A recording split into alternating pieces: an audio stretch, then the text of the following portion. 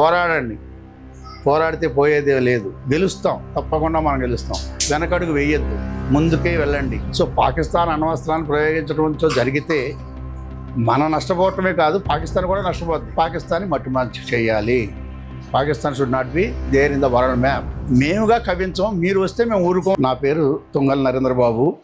నేను 1977లో భారతీయ వాయుసేనలో సైనికుడిగా జాయిన్ అయ్యాను.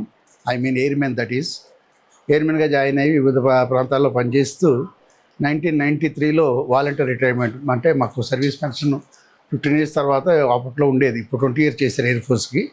ఆ రోజుల్లో 15 సంవత్సరాలకి వాలంటీర్ రిటైర్మెంట్ లాగా తీసుకుని పెన్షనబుల్ ఎంప్లాయ్మెంట్ కంప్లీట్ చేసి వచ్చాను. నా సర్వీస్ 15 సంవత్సరాల కాలంలో నేను పంజాబ్లోని అమృత్సర్లో, ఢిల్లీలోను, అట్లాగే గుజరాత్లో కచ్ ప్రాంతం భూజ్లోను ఎక్కువగా నా యాక్టివ్ సర్వీస్ జరిగింది.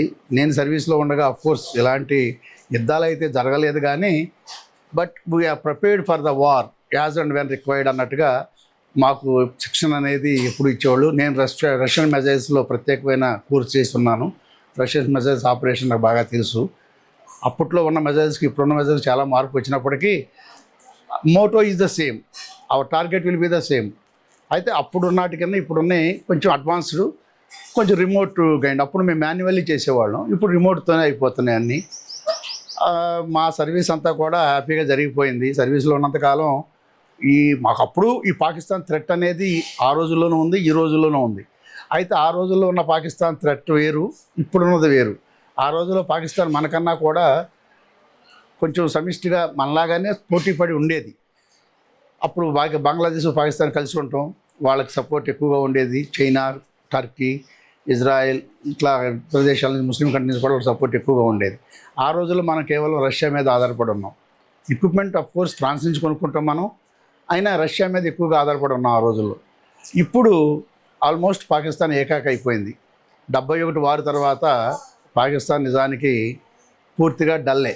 అయినప్పటికీ కూడా ఈ ఉగ్రవాదాలను పోషించడం వల్ల కానీ, ఉగ్రవాద సంస్థల్ని వెనకేసి రావటం కానీ, ఈ మదర్ తెరీసా వాటి కాళ్ళు మనం ఏమంటాం వాటిని మదర్సాస్ని పెంచి పోషించి వాటిలో శిక్షణ ఇచ్చి టార్గెట్ చేస్తూ ఈ టెర్రరిస్ట్ ఉగ్రవాదులను మన దేశం మీద ఉసుకొల్పటం, ఇలాంటి కొన్ని కారణాల వలన పాకిస్తాన్ అంటే ఒక అంటరాని దేశంగానే మన భారతీయులు అందరూ కూడా, ఇంక్లూడింగ్ హిందూ ముస్లిం, భారతదేశంలో ఉన్నటువంటి హిందూ ముస్లిమ్స్ కూడా వాళ్ళని వ్యతిరేకిస్తారు. రిగార్డింగ్ POK ఇవాళ వచ్చింది పాకిస్తాన్ ఆక్యుపైడ్ కాశ్మీర్. నిజానికి అది పాకిస్తాన్ది కాదు, ఇండియాది. అది జగమెరిగిన సత్యం. అయినప్పటికీ 71 వారు తర్వాత ఈ ఇందిరాగాంధీ గారి ఒప్పందం, అది రాజకీయ నాయకులు ఒత్తిడి కావచ్చు, లేదు మరేదైనా కావచ్చు. ఆ రోజున మనం 90,000 మందిని యుద్ధ ఖైదీలుగా తీసుకోగలిగాం 71లో. ఆ యుద్ధ ఖైదీలు వదిలేయటం, మనం ఆక్యుపై చేసినటువంటి పాకిస్తాన్ భూభాగాన్ని వెనక్కిచ్చేయటం, ఆ రోజునే ఈ అగ్రిమెంట్ వచ్చింది. What you called line of కంట్రోల్లో కాల్పుల విరమణ ఒప్పందం చేసాం. ఇవాళ ఆ ఒప్పందం మీద మనం నిలబడుతున్నాం, కానీ పాకిస్తాన్ నిలబడాలి అప్పటికి ఇప్పటికీ కూడా. ఆ తర్వాత జరిగిన పరిణామాలు అందరికీ తెలిసినాయి. కార్గిల్ యుద్ధం, కార్గిల్లో కూడా ఎంతో మేము పార్టిసిపేట్ చేయకపోయినా కూడా అప్పుడు మాజీ సైనికుడు, కొత్తగా మాజీ సైనికుడు అయ్యాను, నాకు పూర్తి సపోర్టు. నేను ఎల్లప్పుడూ కూడా అప్పట్లో ఇంత మీడియా మనకు లేనప్పటికీ నా జూనియర్స్ ఎవరైతే సర్వీస్లో ఉన్నారో వాళ్ళ దగ్గర కాపాడు మెసేజ్ తెలుసుకోవడం, ఎంతో ఉత్సాహంగా నేను కూడా యుద్ధంలో పాల్గొన్నంత ఫీలింగ్ నాకు కలిగి ఉండేది ఆ రోజుల్లో. ఆ కార్గిల్ యుద్ధం అయిన తర్వాత అజిత్ దోవల్ గారి సారథ్యంలో సర్జికల్ స్ట్రైక్, ఈ సర్జికల్ స్ట్రైక్ లాంటిది నిన్న మనం చేసిన సింధూర్. ఎందుకంటే దానికి సర్జికల్ స్ట్రైక్ అని పేరు పెట్టాం. ఈరోజు సింధూర్ అని పేరు పెట్టగల కారణం ఏంటంటే మన భారతీయ హిందూ మహిళల యొక్క సింధూరాన్ని, అంటే తిలకాన్ని చెరిపేసే ప్రయత్నం చేసి కేవలం పురుషుల్నే మాత్రమే హత్య చేసి సింధూరాన్ని కరిగించేశారు, తొలగించేశారనే ఉద్దేశంతో మోదీ గారు చాలా తెలివిగా, అంటే ఆయన ఒక్కరిదని కాదు, మా ముగ్గురు డిఫెన్స్ అనగానే వాయుసేన, ఆర్మీ, నేవీ మూడు కలిసి, జనరల్గా ఎక్కువగా ఆర్మీ అని మాట్లాడుతుంటారు. ఆర్మీ అంటే త్రివిధ దళాలు ఎయిర్ ఫోర్స్, నేవీ, ఆర్మీ మూడు కలిస్తేనే డిఫెన్స్ అయింది. ఈ డిఫెన్స్లో ఉన్నటువంటి ఉన్నతాధికారులతోనూ చీఫులతోనూ మాట్లాడి ఆ తర్వాత ఈ 3 ఫోర్సుల మీద CDS అని ఇంకో అతను ఉంటాడు అదనంగా. అది ఈ మధ్యకాలంలో రద్దు చేశారు, మళ్ళీ మోదీ గారు పునఃప్రారంభించారు. ఆ CDS సలహాలతో దీనికి ఆపరేషన్ సింధూర్ అని పేరు పెడితే బాగుంటుంది, మన హిందూ మహిళని గౌరవించినట్టు ఉంటుందని చెప్పి ఆ పేరు పెట్టడం. నిజంగానే ఆ పేరుని సాధక చేసుకున్నట్టుగా ఇద్దరు మహిళా పైలట్స్ మనకి. ఖురేషి ముస్లిం మహిళ, ఆమె చాలా ధైర్యవస్త్రాలు, lieutenant in the sense from the bottom it's the 4th rank, lieutenant colonel.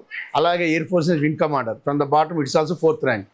ఈ ఇద్దరు మహిళలు అవ్వటం, ఆ మహిళల సారథ్యంలో ఇది జరగటం, వాళ్ళు మన భారతదేశం తెలిసి చేసిందో తెలియక చేసిందో, లేదా మోదీ గారి ఆలోచన విధానం, లేదా డిఫెన్స్ వారి ఆలోచన విధానం ఏదైనా కావచ్చు, కానీ మహిళల్నే పంపించి టార్గెట్ చేసి ఎంతో సక్సెస్ఫుల్గా 25 నిమిషాల్లో మ్యాక్సిమం 25 దాడులు చేసి సురక్షితంగా తిరిగి మనకు వచ్చాం.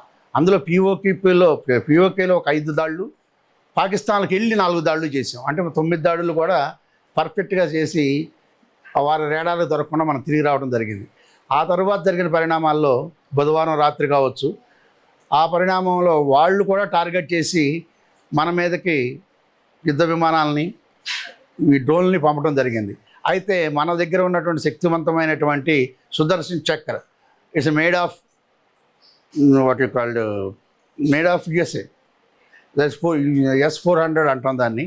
ఆ సుదర్శన్ చక్రతో ధీటుగా సమాధానం చెబుతూ వాళ్ళ యొక్క డ్రోన్స్ మొత్తాన్ని కూడా డౌన్గ్రేడ్ చేయటం, అలాగే యుద్ధ విమానాలు 2, ఫైటర్ జెట్లు 2, తర్వాత F-16 అనేది మన భారతదేశంలో కూడా ఉంది ఆ విమానం.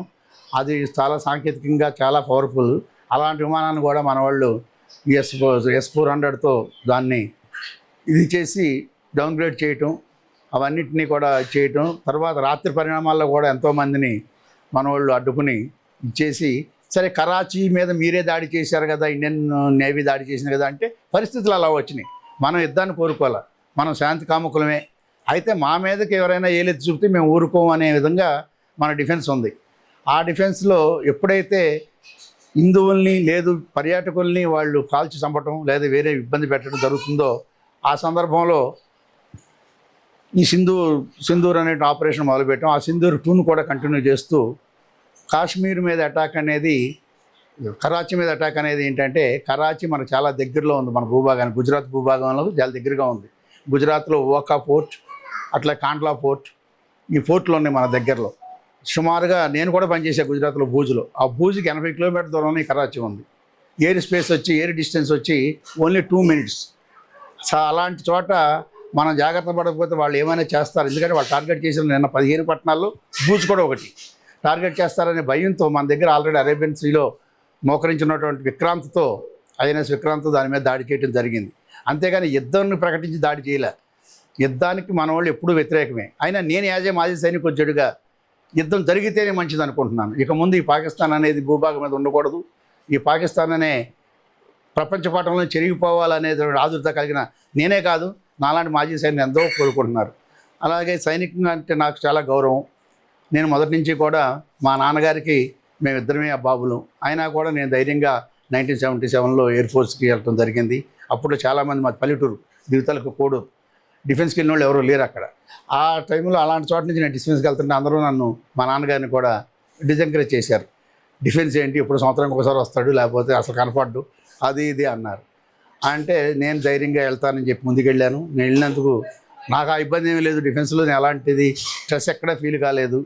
ఎందుకంటే మనం ఎప్పుడైతే స్ట్రెస్ ఫీల్ అవుతామో అదే ఇబ్బంది, కానీ మనం పాజిటివ్గా ముందుకెళ్తే డిఫెన్స్ అనేది చాలా ఉత్తమమైంది. ఈరోజు యూత్ కూడా తెలియజేస్తే అంటే మ్యాక్సిమం పాసిబిలిటీ ఉన్నప్పుడు మీలో టాలెంట్ ఉంటే డిఫెన్స్కి వెళ్ళటమే కరెక్ట్. ఎందుకంటే మీరు డిసిప్లిన్ కూడా వస్తుంది, రెండవది మీ బ్రతుకు జీవనాధారం దొరికినట్టే.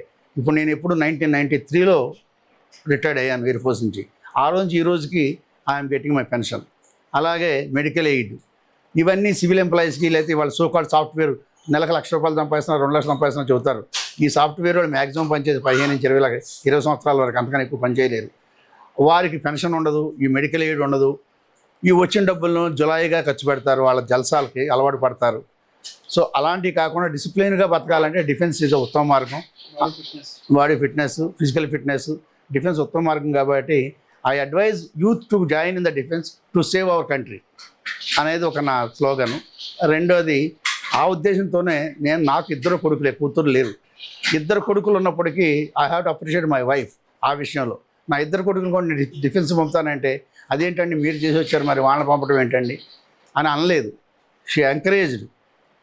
ఈ ఆల్మోస్ట్ నాకన్నా ఎక్కువ ఆవే టీచర్ లాగా డిఫెన్స్కి వెళ్ళడానికి ఎలాంటి సాహసం కావాలి, ఎలా ఉండాలి అని ఉత్తేజపరిచి వాళ్ళిద్దరిని కూడా ఇండియన్ నేవీలో చేర్చడం జరిగింది. వాళ్ళిద్దరూ కూడా ఫుల్ఫిల్ చేసి వాళ్ళ సర్వీస్ని వాళ్ళు బయటకు వచ్చేసారు.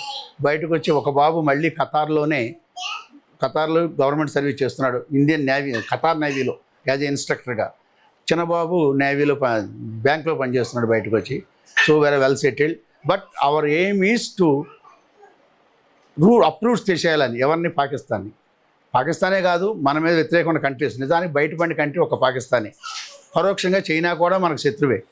ఈరోజు చైనా కూడా మన మోదీ గారు చాకచక్యంతో చైనాని కూడా నోరు మూయించే పరిస్థితి వచ్చింది. రెండోది, చైనా ఇచ్చిన ఆయుధాలు 100% పర్ఫెక్ట్గా పనిచేయలేదని రుజువు అవుతుంది నిన్న మొన్న జరిగిన పరిణామాల్లో.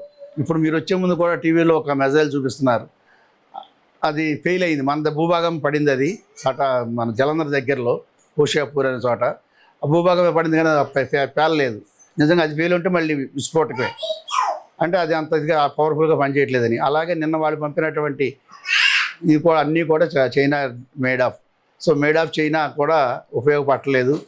కాబట్టి చైనా వారు కూడా ధైర్యం చేసి రావడానికి ముందుకు రారు, సాహసం చేయలేరు. ఇకపోతే టర్కీని కూడా వాళ్ళు బతిమాలుకుంటున్నారు. టర్కీ దగ్గర కూడా సంపన్నత కానీ ఆయుధాలు కానీ లేవు. అలాగే పాకిస్తాన్కి మరో ప్రమాదం పక్క బలిచూస్తానికి ఉంది. కాబట్టి ఈ ప్రమాదంలో పాకిస్తాన్ ఆర్థికంగా సతమతం అయిపోతూ ఆల్టర్నేట్ చేసేది లేక మన మీద కాలు దూకుతుంది తప్ప మన మీద గెలుస్తామనే ఉద్దేశంతో కాదు. రెండోది, పాకిస్తాన్ మంత్రి గారు మాట్లాడుతూ ఈ మధ్య అణు బాంబులు ఉన్నాయి, అణ్వస్త్రాన్ని ప్రయోగిస్తానంటున్నారు. అణ్వస్త్రం అనేది వాళ్ళ దగ్గర ఉన్నాయి, మన దగ్గర ఉన్నాయి. అణ్వస్త్రాలు కలిగినటువంటి దేశాల్లో మొత్తం 12 దేశాలకు అణ్వస్త్రాలు ఉన్నాయి మన ప్రపంచంలో. 12 దేశాలు, మనం 4వ స్థానంలో ఉన్నాం. పాకిస్తాన్ 8వ స్థానంలో ఉంది. అలాంటిది మనమే ఛాలెంజ్ చేస్తుంది. సో పాకిస్తాన్ అణ్వస్త్రాన్ని ప్రయోగించడంతో జరిగితే మనం నష్టపోవటమే కాదు, పాకిస్తాన్ కూడా నష్టపోద్ది. ఆ విషయం వాళ్ళకి తెలుసు. కాబట్టి అది జరిగేది కాదు. నో యూజ్ అనే దాని మీదే మనం అణ్వస్త్రాలు కొనుక్కున్నాం. ఫస్ట్ యూజ్ చేయమని, ఎవరికాడు ఫస్ట్ యూజ్ చేయం, అవతల యూజ్ చేస్తే వదిలిపెట్టం. ఆ ఉద్దేశం ఉన్నారు. కాబట్టి నేను సంపూర్తిగా నా డిఫెన్స్ పర్సనల్కి, ఇవాళ పనిచేసేటటువంటి సైనికోద్యోగులకి అందరికీ నేను చెప్పేది ఏంటంటే, పోరాడండి. పోరాడితే పోయేదే లేదు, గెలుస్తాం, తప్పకుండా మనం గెలుస్తాం. వెనకడుగు వేయొద్దు, ముందుకే వెళ్ళండి అని సలహా ఇస్తూ, ఆ నమ్మకం నాకుంది మా డిఫెన్స్ మీద. నేను యాజ్ ఏ డిఫెన్స్ ఎంప్లాయీగా, నా చిరంజీవులు, నా కొడుకులిద్దరు కూడా డిఫెన్స్ పర్సన్స్గా, మాకు Indian army, navy, air force మీద పూర్తి నమ్మకం ఉంది. ఈ త్రివిధ దళాల వాళ్ళు కూడా పూర్తి సాహసంగా, ఈ మధ్య BSF కూడా మాతో ఏకమించింది. నేను రాత్రి జైష్ మహమ్మద్ ఉగ్రవాదులు 7 ముట్టబెట్టింది BSF జవాన్లు, వాళ్ళు కాల్చారు. సో అది BSF అనేది డిఫెన్స్లో భాగం కాదు, కానీ పారామిలిటరీ. ఆ పారామిలిటరీని కూడా ఉపయోగించుకుంటూ 100% న్యాయం చేస్తారని ఆశిస్తూ, న్యాయం జరుగుతుందని నమ్మకంగా ఉన్నాను. చివరి కోరిక అయితే పాకిస్తాన్ని మట్టుమార్చి చేయాలి. Pakistan should not be there in the world map. ఇది కోరిక. కానీ అలా జరగాలని మనసులో మానకంగా, ఏదో మాజీ సైనికోద్యోగుడిగా, ఇండియన్ పౌరుడిగా ఉన్నప్పటికీ అది జరగాలని మన పెద్దలు మోదీ గారు కావచ్చు, డిఫెన్స్ మినిస్టర్ కావచ్చు, వాళ్ళు కోరుకోవట్ల. వారు మేముగా కవించం, మీరు వస్తే మేము ఊరుకోం అంటున్నారు. సో మనం చేసింది ఏంటి? ఉగ్ర స్థావరాల మీద దాడి. అందులో ప్రాణ నష్టం ఏం జరగలేదు, అంటే పౌరులకి, ఉగ్రవాదులు తప్ప పౌరులకు ప్రాణ నష్టం జరగల. అది కానీ వాళ్ళు చేసిన పనుల వల్ల నిన్న జరగకూడదని జరుగుంటే మనకు ప్రాణ నష్టం ఉండేది, ఆర్థిక నష్టం ఉండేది. ఇవాళ లక్కీగా S-400 పక్కా పనిచేసింది కాబట్టి మనందరం సేఫ్. లేకపోతే రాత్రి పఠాన్కోట్ ఎయిర్పోర్టు వెళ్ళిపోయి ఉండేది, తర్వాత అమృత్సర్లో జరగడం జరిగి ఉండేది. ఇలాంటివి జరగకుండా మనం అడ్డుకోగలిగాం. ఈవెన్ ఈ రోజు కూడా మనం వార్ డిక్లేర్ చేయలే, అఫీషియల్గా డిక్లేర్ చేయలే, కానీ జరుగుతున్నాయి, వార్ లాగానే జరుగుతుంది.